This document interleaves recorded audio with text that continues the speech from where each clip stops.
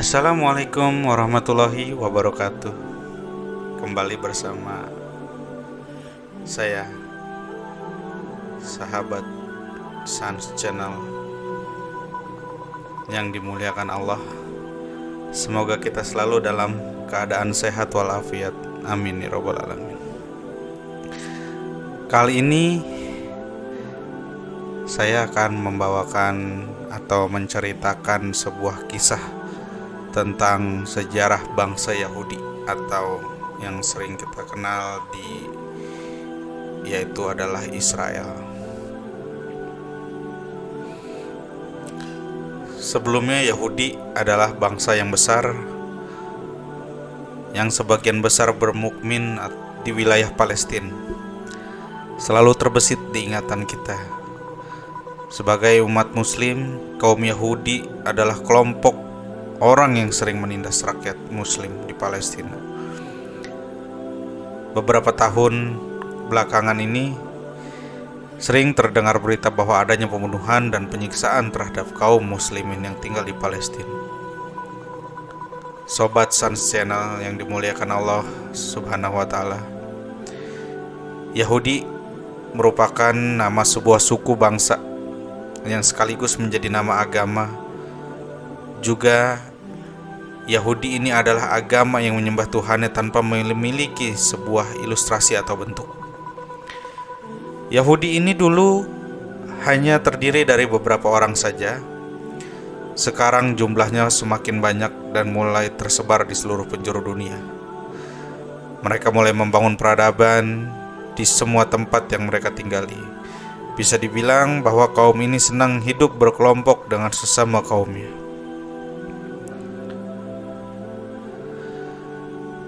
Dari awal pertama kali bangsa Yahudi ini ada, Yahudi ini berasal dari keturunan Nabi Ibrahim alaihissalam.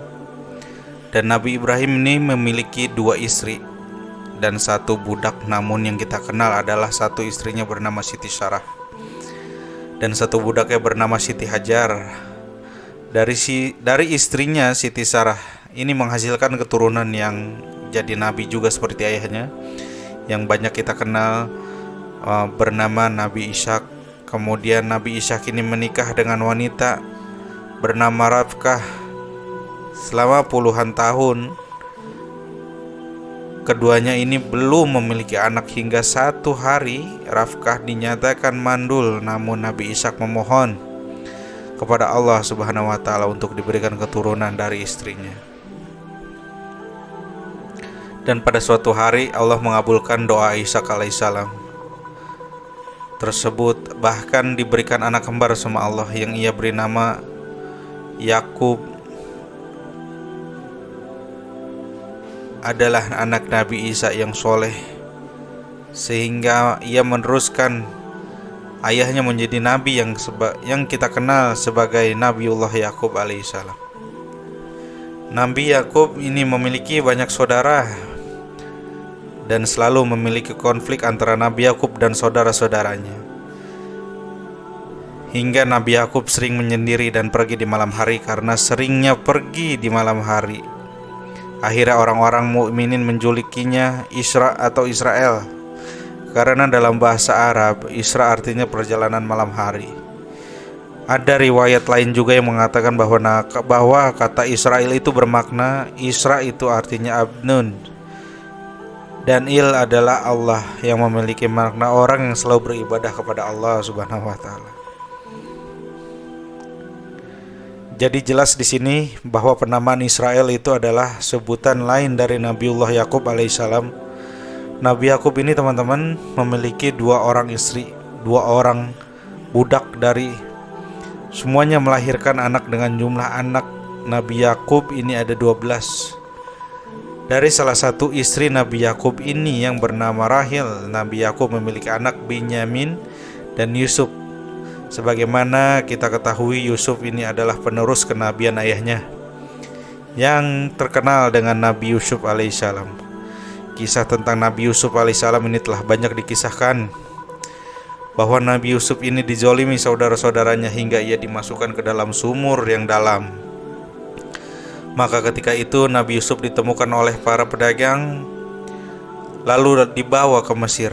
Ketika sampai Nabi Yusuf di Mesir, Nabi Yusuf dibeli oleh para penjabat Mesir kala itu.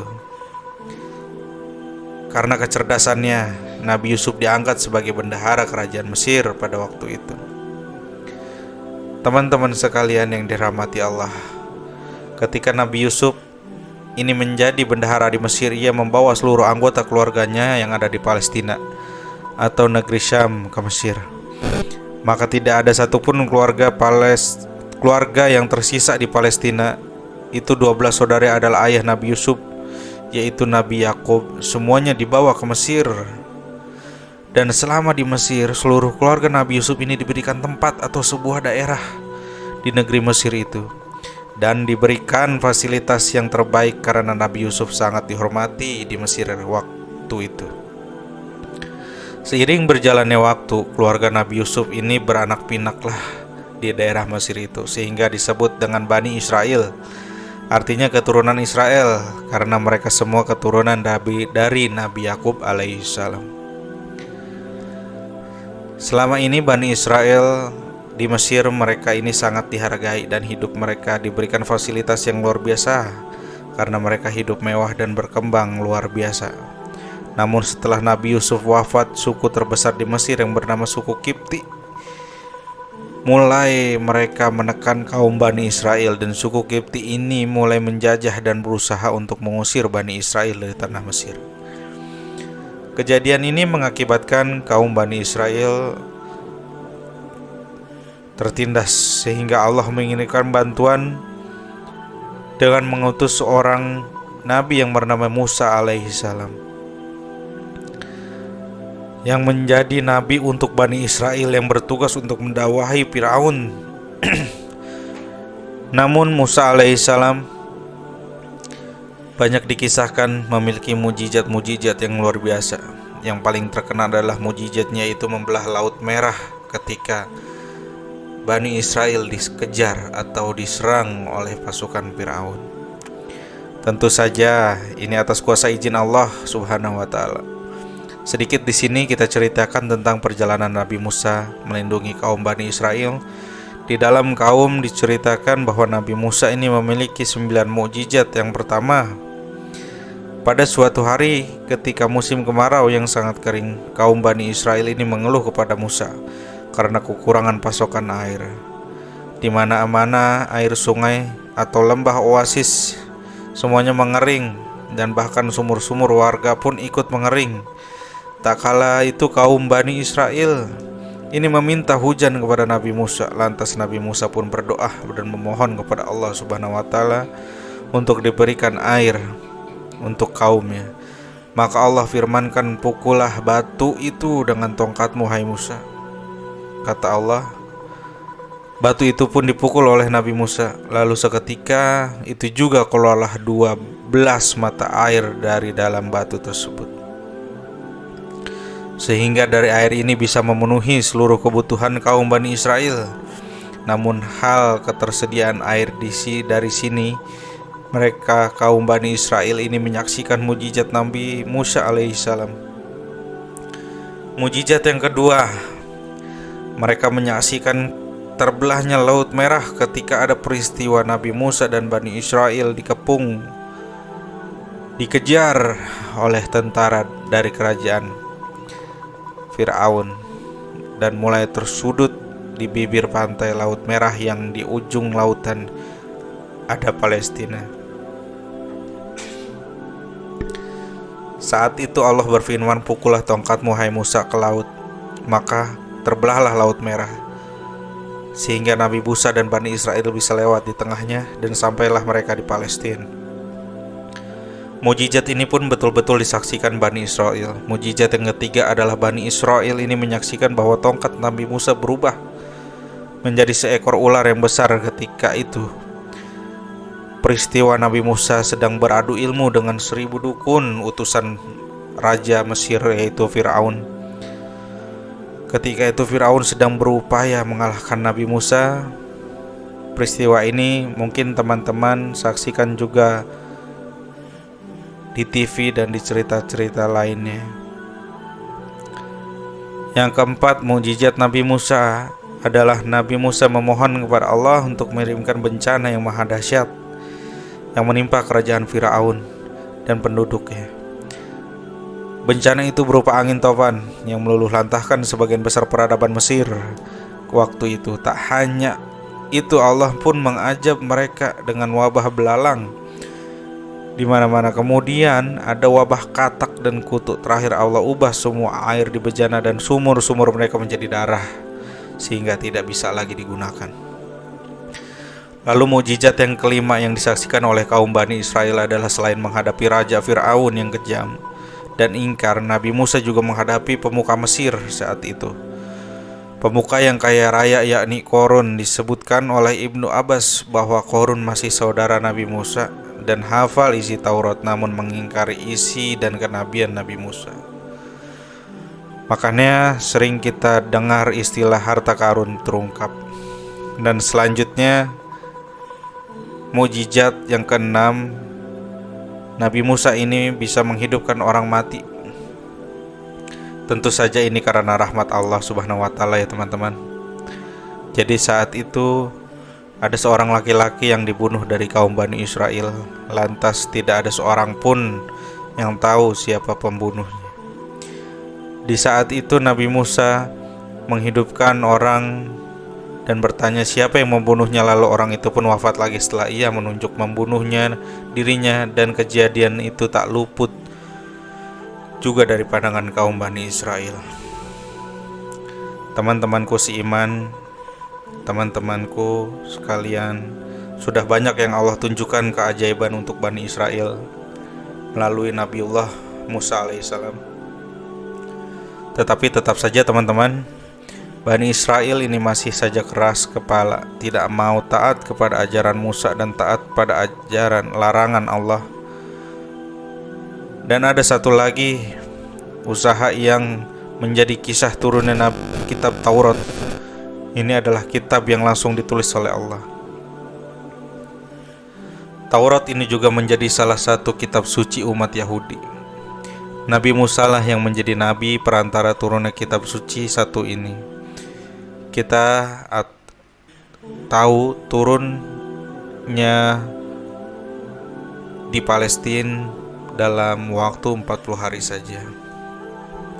Nabi Musa pun sempat meminta kepada Allah untuk mengangkat bukit Tursina ke atas kepala mereka.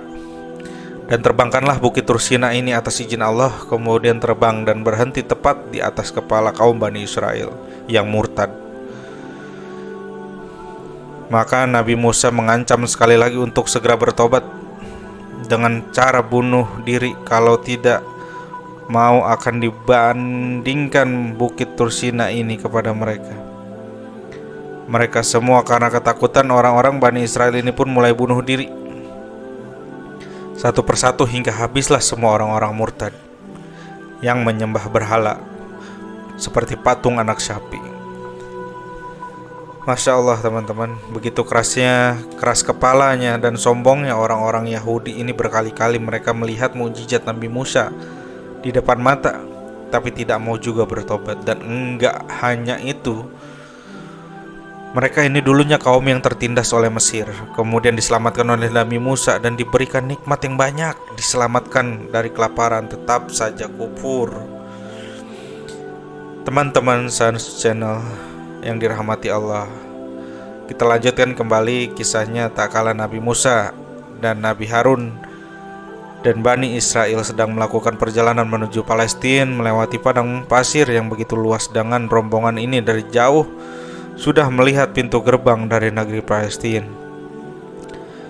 Kemudian Musa memerintahkan kepada Nabi Harun dan Bani Israel untuk bersiap-siap perang melawan kabilah yang sudah ada di Palestina. Maksudnya mereka ingin merebut wilayah Palestina ini. Kabilah yang menghuni wilayah Baitul Maqdis ini adalah kabilah dari Kan'an. Maka ketika Musa diperintahkan untuk menyerbu Baitul Maqdis, kaum Bani Israel pun takut. Kaum Bani Israel tahu Baitul Maqdis ini ada banyak pemimpin yang kejam dan pasukan-pasukan yang sangat banyak. Di sana akhirnya Bani Israel memilih untuk menunggu agar 4 kabilah ini keluar dari Baitul Maqdis. Kemudian baru kaum Bani Israel ini masuk menempati Baitul Maqdis. Namun Nabi Musa dan Harun menyemangati kaum Bani Israel untuk tetap berperang karena ini perintah Allah, dan Nabi Musa pun memberikan kabar baik bahwasannya jika sekarang kita berperang, maka peperangan itu akan kita menangkan. Itu janji Allah kepadaku, kata Musa. Tapi apa balasannya teman-teman sekalian? Malahan Bani Israel ini berkata kepada Nabi Musa, engkau saja dan Harun yang berperang bersama Tuhanmu, kami duduk-duduk saja di sini. Masya Allah. Begitu kaum yang keras kepala, sudah banyak melihat banyak mukjizat, sudah ditolong oleh Allah, sudah diutus orang nabi di tengah-tengah kaum Bani Israel ini, namun tetap saja Bani Israel ini kufur dan gak mau taat kepada Nabi. Sehingga Nabi Musa pun berdoa kepada Allah, wahai Rabbku, aku tidak memiliki seorang pun kecuali saudaraku Harun, maka pisahkan kami dengan orang-orang yang fasik. Karena doa Nabi Musa ini, Allah kirimkan kabut yang menyelimuti seluruh wilayah di daerah itu hingga membatasi jarak pandang. Karena kabut itu mereka tidak bisa kemana-mana, saking begitu tebalnya kabut tersebut. Jadi ketika mereka jalan ke satu tujuan, maka mereka akan balik lagi ke tujuan awal mereka. Mereka berangkat seolah-olah kabut ini menyesatkan. Tujuannya sungguh aneh, teman-teman sekalian. Lantas Nabi Musa dan Nabi Harun pun tetap pergi ke negeri tersebut. Peristiwa inilah Allah wafatkan mereka berdua, dan sebelum sampai ke gerbang Baitul Maqdis, yang pertama Allah wafatkan Nabi Harun. Baru sesuai ya Allah yang wafatkan Nabi Musa.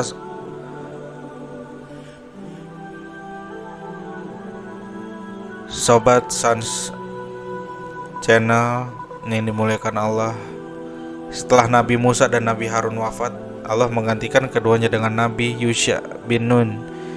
Dikisahkan Nabi Yusha ini adalah Nabi Khidir, adalah teman sekaligus pendamping Nabi Musa ketika Nabi Musa hendak bertemu dengan Nabi Khidir.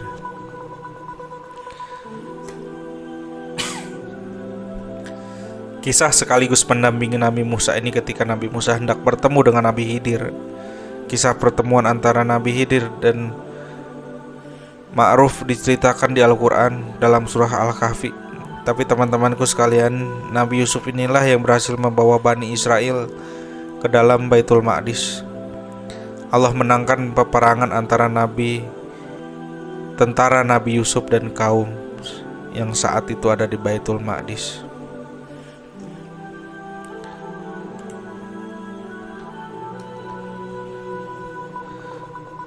Nabi Yusuf ini kita bisa simpulkan bahwa Bani Israel adalah bukan asli dari Baitul Maqdis. Mereka adalah pendatang dan merebut wilayah Baitul Maqdis dengan peperangan yang awalnya mereka ini dikisahkan tinggal di Mesir, kemudian diusir dan selamatkan Nabi Musa, terus pindah ke Palestina hingga akhirnya bersama Nabi Yusha bin Nun merebut kota Baitul Maqdis. Dengan peperangan akhirnya Baitul Maqdis ini ditempati oleh kaum Bani Israel yang dipimpin oleh seorang nabi, yaitu Nabi Yusha bin Nun. Maka setelah Nabi Yusuf wafat sama Allah, dikirimkan lagi nabi penggantinya dengan nabi yang baru. Begitulah seharusnya selalu digantikan dengan nabi yang baru untuk kaum Bani Israel. Nabi utusan Allah. Akhirnya Bani Israel bosan masa kepemimpinan kami selalu dari kaum kami dan mau dipimpin oleh seorang raja. Nah, jadi ketika itu nabi terakhir yang diutus ke mereka sebelum pemerintahan berubah menjadi kerajaan adalah Nabi Samuel, teman-temanku. Berjalan waktu, kaum Bani Israel ini berkembang biak luar biasa di Baitul Maqdis sehingga menjadi kabilah yang sangat besar waktu itu. Dan tak jauh dari Baitul Maqdis ada sesuatu kaum yang bernama Jalut. Nah, Jalut ini adalah kelompok orang yang memiliki postur badan yang tinggi besar, mempunyai pasukan yang banyak. Tak kalah satu hari terjadi penyerangan dari kaum Jalut ke kaum Bani Israel hingga terjadi peperangan. Usai kaum Jalut ini merampas tabut dari kaum Bani Israel. Tabut ini isinya pusaka-pusaka peninggalan Nabi Musa. Di situ ada Taurat, tongkat Nabi Musa, jubah Nabi Musa, dan Nabi Harun. Pokoknya tabut ini berisi semua tentang peninggalan Nabi Musa dan Nabi Harun yang ditempatkan di dalam sebuah kotak yang besar.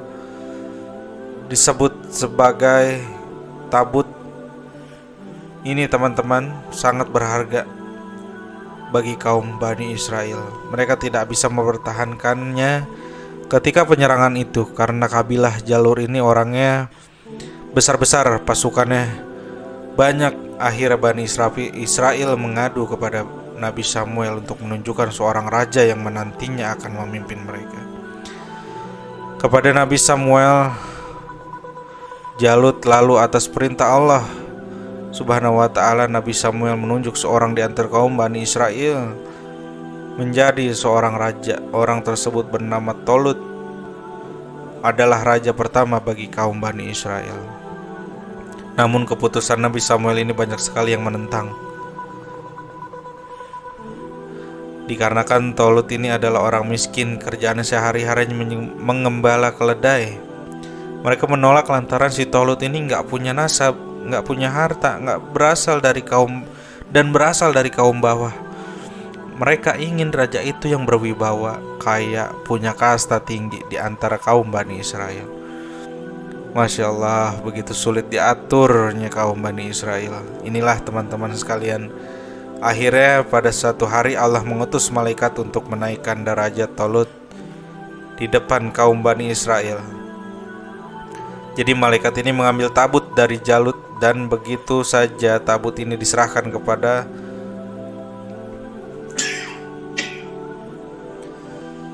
Tolut tanpa melakukan hal apapun. Dari situlah sebagian besar mulai mau mengikuti Tolut, tapi sebagian lainnya tetap keras kepala, tidak mau taat, tidak mau dan menolaknya. Tak kalah suatu hari Tolut mengumpulkan rakyat yang percaya kepada Tolut untuk berperang dengan kaum Jalut. Berjalanlah pasukan Tolut dan menuju kabilah Jalut. Ketika telah berhadapan-hadapan antara kedua kaum ini, banyak dari kaum Tolut yang mundur dan pulang karena melihat orang-orang kaum Jalut ini badannya lebih besar dari mereka.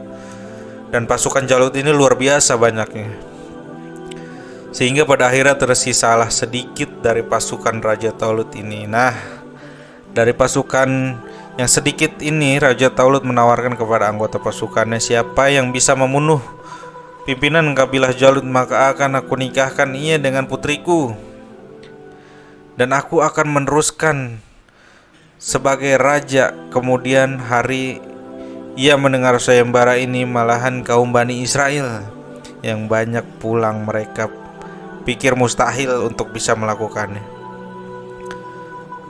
sama saja dengan aksi bunuh diri. Tapi teman-temanku sekalian, akhirnya dari sisa pasukan Tolut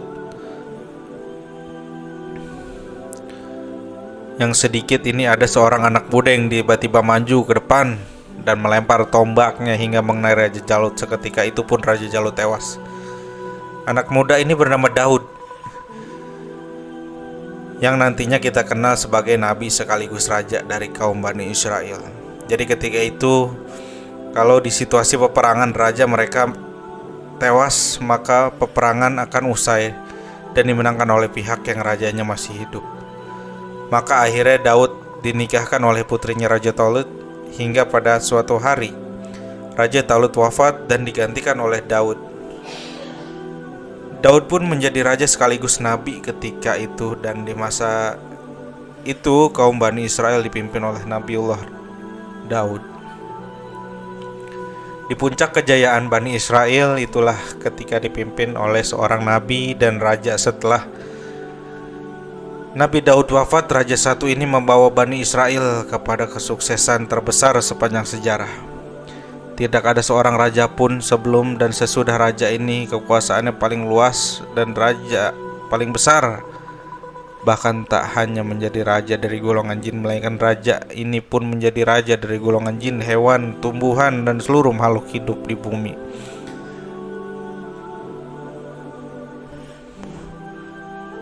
Dan seluruh makhluk di bumi ketika itu patuh pada raja yang soleh ini, semuanya tunduk karena Allah beri kekuasaan yang luas. Dan diuriatkan, disebutkan bahwa hanya ada 4 raja yang kekuasaannya luas di muka bumi ini. 2 dari golongan orang kafir dan 2 dari golongan orang beriman. Yang 2 dari golongan kafir bernama Bokutonasor dan Fir'aun Namrud. Sedangkan yang beriman adalah Zulkarnain dan Sulaiman. Ia raja setelah Nabi Daud adalah Nabiullah Sulaiman alaihissalam. Nabi ini bisa berbicara dengan hewan, tumbuhan, dari dimensi jin. Masya Allah, raja ini raja alam nyata dan gaib. Bahkan teman-temanku sekalian, banyak bangunan istana ketika itu dibuat oleh bantuan jin atas perintah Nabi Sulaiman. Nabi Sulaiman adalah putra Nabi Daud alaihissalam yang meneruskan Nabi Daud alaihissalam sebagai raja dari Bani Israel. Tak kalah satu hari Nabi Sulaiman meninggal dunia di kursi singgasananya, yang ketika itu kaum jin sedang bekerja membangun sesuatu atas perintah Sulaiman. Setelah berselang beberapa hari, tongkat Nabi Sulaiman ini dimakan rayap sehingga Nabi yang wafat di kursi singgasana itu jatuh tersungkur dan disaksikan oleh kaum jin. Nah, ternyata mereka ini tidak tahu bahwa Nabi Sulaiman sudah wafat beberapa hari lalu. Akhirnya jin ini berhenti bekerja dan mulai meninggalkan istana Sulaiman. Dari sini kita bisa tahu teman-teman bahwa jin tidak bisa mengetahui hal gaib. Lantas kenapa banyak orang yang menyembah berhala atau datang ke dukun meminta kekuasaan, padahal dukun dan berhala ini kerjaannya jin, sementara jin tidak tahu apa yang gaib. Ya, tentu saja apa yang diucapkan jin dan dukun adalah dusta 99 dari 100% dari 100 perkataannya.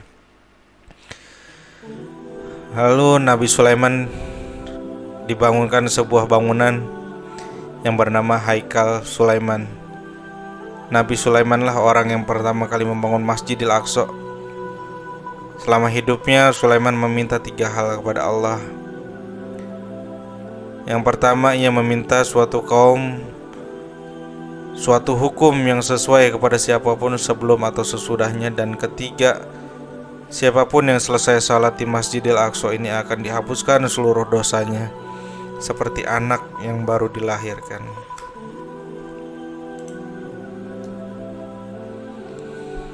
Hai sobat Sans Studio Islam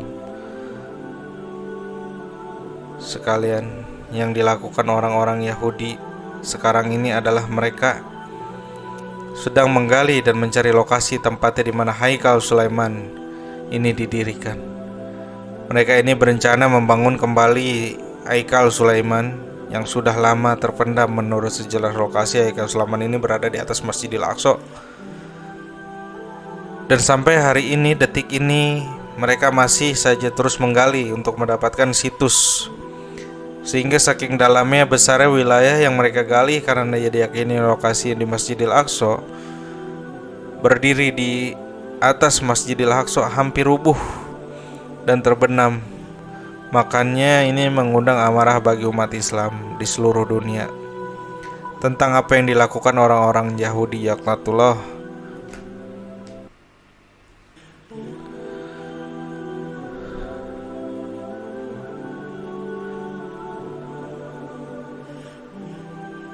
Tujuan mereka yang berambisi untuk membangun kembali Haikal Sulaiman adalah diyakini kalau Haikal Sulaiman itu sudah di Makkah, sang juru penyelamat orang Yahudi akan turun di Haikal Sulaiman. Sang juru selamat yang mereka tunggu-tunggu ini tak lain tak bukan adalah Dajjal, yang sang pembawa fitnah akhir zaman terbesar. Jadi dari kisah ini bisa kita simpulkan bahwa apa yang dilakukan orang-orang Israel selama ini adalah mempersiapkan segala sesuatu untuk kedatangan Dajjal, sang juru selamat palsu yang nantinya akan memimpin mereka akhir zaman yang pertama. Yang pertama, ia mengaku sebagai utusan Allah, namun ketika di akhir-akhir ia mengaku bahwa ia adalah Allah. Semua bisa terjadi karena mereka mengikuti apa yang terkandung dalam isi Taurat. Dikisahkan seperti itu sang juru selamat akan hadir ketika Haikal Sulaiman sudah dibangkitkan, sudah ditinggikan, yang akan memimpin dunia jika Dajjal sudah hadir di tengah-tengah mereka. Padahal teman-temanku sekalian, dahulu ketika Nabi Sulaiman wafat, negeri Palestina diisi oleh Bani Israel, diserang oleh pasukan dari raja tak bertanggung jawab, dan pasukan yang menghancurkan kota Palestina sehancur-hancurnya. Bahkan dahulu Haikal Sulaiman ini dirubuhkan dan diratakan oleh mereka hingga kitab suci Taurat hilang akibat peristiwa ini. Dari Bani Israel panik karena tidak ada seorang pun yang benar-benar menghafalkan. Akhirnya mereka pun berkumpul dan menyusun kembali Taurat. Nah, dari sinilah teman-temanku kesesatan kaum Bani Israel dimulai, karena Taurat sekarang itu adalah pencampuran dari firman Allah dan pencampuran perkataan manusia, hingga mulailah muncul fitnah di dalam Taurat. Kandungannya tak lagi sama seperti Taurat di masa lalu. Taurat lalu dimodifikasi mereka, wallahu alam bisawab. Oke, jadi itulah cerita tentang sejarah bangsa Yahudi. Semoga cerita kali ini bermanfaat dan kurang lebihnya mohon dimaafkan.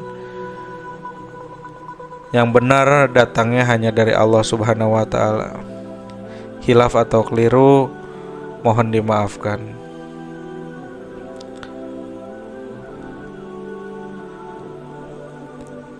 Sampai ketemu di kisah-kisah seru yang penuh makna selanjutnya. Saya akhiri videonya. Terima kasih. Wassalamualaikum warahmatullahi wabarakatuh.